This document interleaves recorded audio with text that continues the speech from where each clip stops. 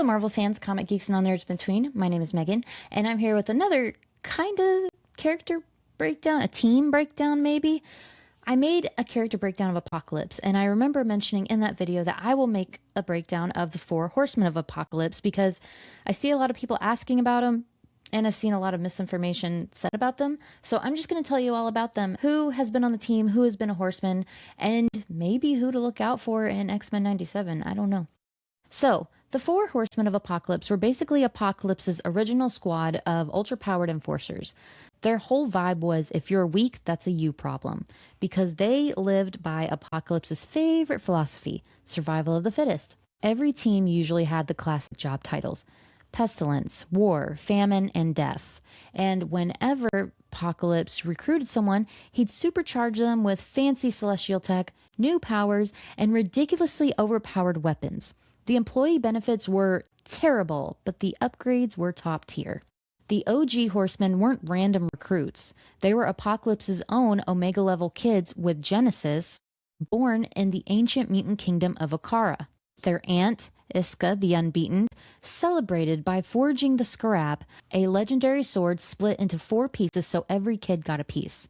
Family heirlooms in this household were a little extra. That's okay. Around 2620 BC, when the Brood decided Egypt looked like a fun vacation spot to invade, Apocalypse and his kids teamed up with Moon Knight and Imhotep to fight them, helping establish the first Brotherhood of the Shield. Then things got, really bad. Okara was literally split apart by the Twilight Sword, kicking off a massive war. Apocalypse and his children held the line and managed to seal the dimensional rift, but at a huge cost. They were trapped on the other side with their mother in the hellish realm of Amenth, leaving Krakoa heartbroken and Apocalypse down 4 kids. Naturally, Apocalypse coped with grief in the only way Apocalypse knows how, by building an enormous pyramid called the Temple of the Horsemen, complete with 4 memorial tombs, each hiding a piece of the Scrap. Every now and then, he'd stop by to mourn his children. It's probably the closest he ever got to therapy. I wish he had gotten closer to therapy. Eventually, Apocalypse realized he still needed horsemen, so he started recruiting replacements. At first, he insisted on keeping it in the family, but after running out of relatives willing or alive enough to do the job, he expanded the hiring pool. Over the centuries, he's basically played the longest recruitment campaign in Marvel history. He'd find mutants throughout history, stash them away for centuries like action figures still in a box, and save them for later. Decimus Furious became his future war in 281. Sanjar Javid became Death in 325. Ishizumi was picked up in 1833 to become Famine, and Jeb Lee joined in 1863 as Pestilence. Apocalypse was apparently very patient when building a roster, because it varies from year 281 to 1863. It's like, good lord.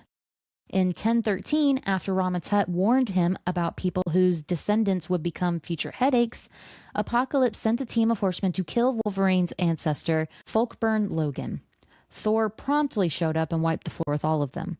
Turns out God of Thunder is a pretty hard counter. By the 1400s, Apocalypse had assembled another horseman lineup alongside an army called the Riders of the Dark. They became so terrifying that people thought that they were just scary bedtime stories, until they showed up and started winning battles. In 1459, the Horsemen of War even soloed Vlad the Impaler and his entire army. Not exactly Vlad's best day, but we all have those days. The first modern horsemen arrived in the Mutant Massacre. Apocalypse recruited Plague from the Morlocks as Pestilence, ex-soldier Abraham Kyrios as War, Autumn Rolfsman as Famine, and rescued a badly injured Angel from an exploding plane before transforming him into the new Death. Angel went from feathered superhero to nightmare fuel almost overnight. Because Apocalypse apparently runs his organization like reality TV, he forced the Horsemen to fight each other to decide who'd lead the team. Death, who is Angel, won. They fought X-Factor, Plague died, Angel snapped out of Apocalypse's brainwashing after believing he'd killed Iceman, and Apocalypse retreated while immediately looking for his replacements. Caliban stepped in as Death. helped kidnap Cyclops and Jean Grey for Mr. Sinister, fought the X-Men several times, and generally had a rough career. Apocalypse also temporarily turned the Hulk into war, gave him an absurd celestial power boost, and had him fight Juggernaut just to see what would happen. Apparently scientific curiosity. Later, Apocalypse kidnapped Wolverine, replaced him with a Skrull impersonator so no one would notice, and forced him to fight Sabretooth, and made the winner the new Death. Because if your onboarding process doesn't involve fighting Sabretooth to the death, is it even an Apocalypse job? The second team also included Deathbird as War, Caliban returning yet again, this time as Pestilence, and Rory Campbell as Famine. They captured Cable, hunted the 12, fought the X-Men, and eventually Wolverine broke free after his friends helped him remember who he was. The remaining Horsemen were then sent to another dimension because normal endings are apparently illegal in Apocalypse's stories.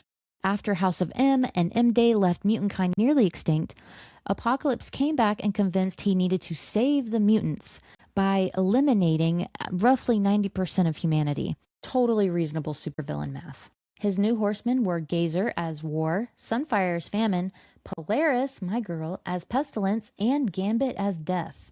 Gambit actually volunteered, believing Apocalypse might somehow help mutant kind, while the others were mostly kidnapped and transformed against their will.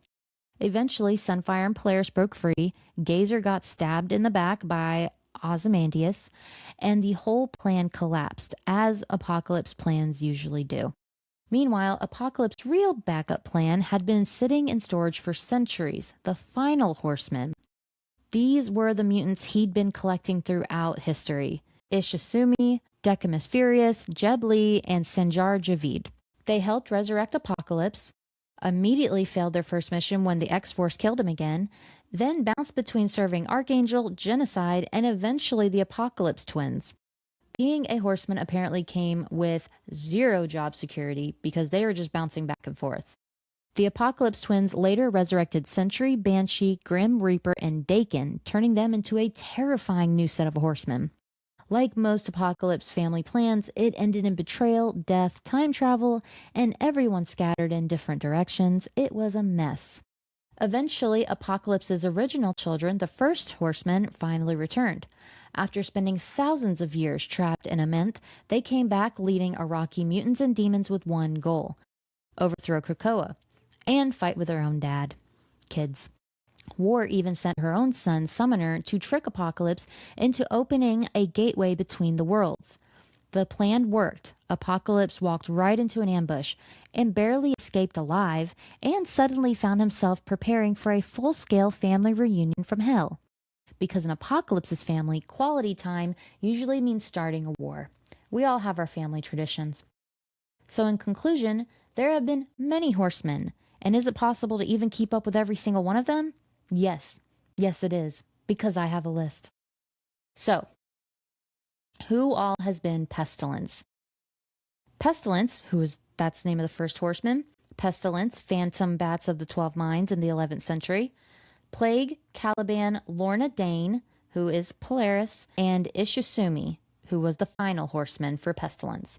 War. War as the first Horseman, War in the 11th century, War in the 15th century, Abraham Kyrios, Bruce Banner, who is Hulk, Kelsey Naramani, Gazer, and Decimus Furious, who is the final Horseman for War. Famine. Starting with the first Horseman, Famine from the 11th century, Autumn Rolfsman, Rory Campbell, Shiro Yoshida, and Jeb Lee, who is the final Horseman. Death. Death had the most Horsemen for this particular mantle. So the first Horseman was Death. Death from the 11th century. Warren Worthington III, who is Angel, of course. Caliban, Logan, who is Wolverine. Remy LeBeau, who is Gambit. Sanjar Javid, who is actually the final Horseman. And Betsy Braddock. There's also a subcommittee of 4 Horsemen of Death. So that is Eric Williams, who is the Grim Reaper. Sean Cassidy, who is Banshee. Daken, and Robert Reynolds, who is the Sentry. So I hope this cleared up and made it a little easier to understand the 4 Horsemen and all that. It's weird. It's comics. It's what we like. And Apocalypse is that guy who just has a bunch of horsemen to do his bidding and, live his royal lifestyle. So, with that being said, I hope you learned something. I hope you'll like and subscribe, and I hope you have a marvelous day.